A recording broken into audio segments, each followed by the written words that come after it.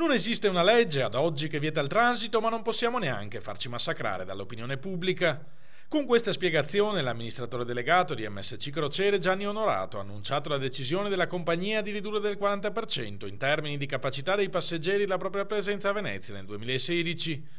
A noi non interessa passare per il canale, ma vogliamo andare a Venezia che è un patrimonio di tutti, puntualizza Onorato. Siamo prontissimi a dare il nostro contributo in attesa di una decisione.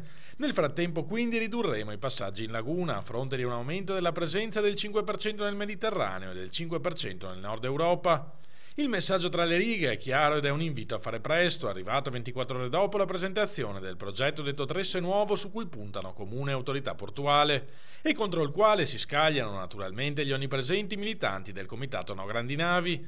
È un progetto, sostengono, che presenta le stesse problematiche degli altri due avanzati in passato e che di fatto ne è una riproposizione con poche varianti. Qualsiasi progetto che presupponga l'arrivo in marittima delle navi attraverso il canale dei Petroli presuppone il raddoppio e l'arginamento del canale dei Petroli. Un progetto che è stato presentato 2 volte, quella volta dal magistrato Le Acque, no? Però sicuramente non con dispetto da parte dell'autorità portuale, e questo vuol dire il colpo di grazia alla laguna.